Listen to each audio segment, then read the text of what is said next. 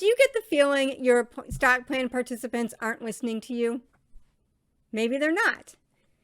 In this video, I'm going to reveal data from a recent pulse survey by the NASPP and Fidelity Investments that points to 3 easy ways you can improve your stock plan communications. This pulse survey is part of the Equity Compensation Outlook program, which is a collaboration between the NASPP and Fidelity Investments.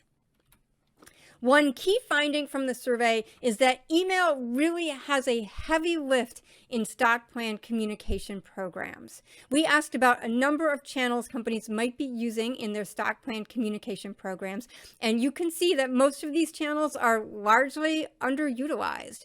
In fact, nearly a third of respondents did not use any of the channels that we asked about, which means that for most companies, email is the primary tool, if not the only tool that they use to communicate with their stock plan participants.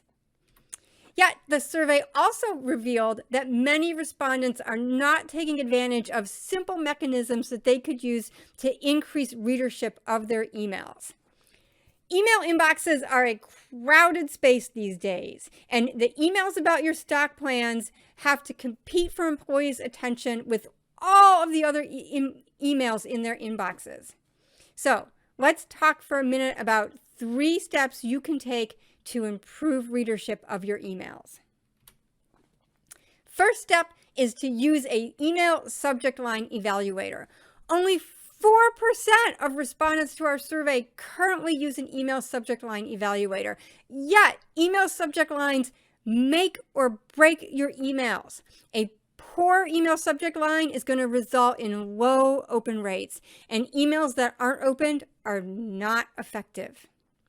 Email subject line evaluators, which can be easily found for free via a Google search, use data on email open rates to help you craft a more compelling subject line. Not only do they assign a score to your email subject line, but they'll offer tips on how to improve it. I cannot think of an easier, quicker, or less expensive way to improve your emails. Step number 2 is to start using a listicle format. Only 16% of respondents to our survey currently use a listicle format for their emails. What's a listicle, you ask? Well, it's an article in the form of a list. This video is a listicle. Well, it's a video, so I guess it's more of a listio. Listicles promise useful content in an easy to read and digest format. It is a format that many people find irresistible.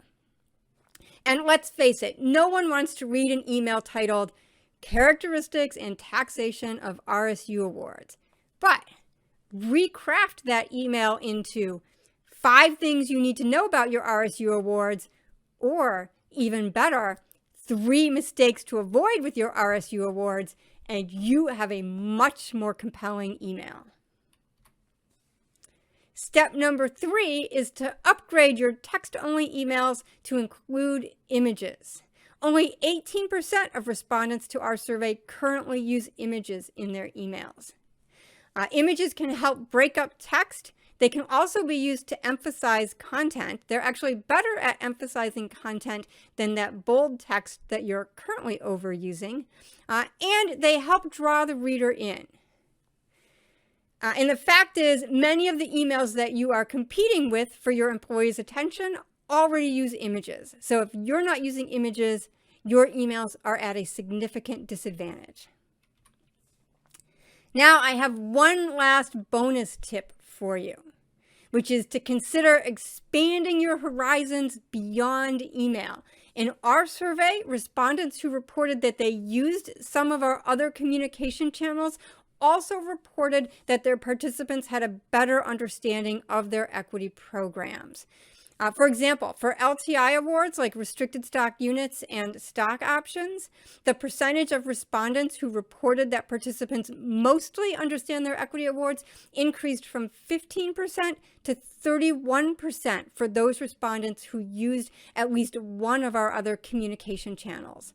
And for ESPPs, that percentage increased from 33% to 48% when respondents used one other communication channel in addition to email. So again, this data was part of our participant education pulse survey, which is part of the Equity Compensation Outlook program, a collaboration between the NASPP and Fidelity Investments. If you're interested in more data from the survey, guess what? It's not too late to participate. You can sign up for the survey at NASPP.com.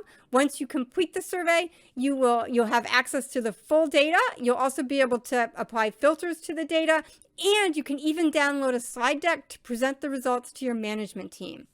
How cool is that?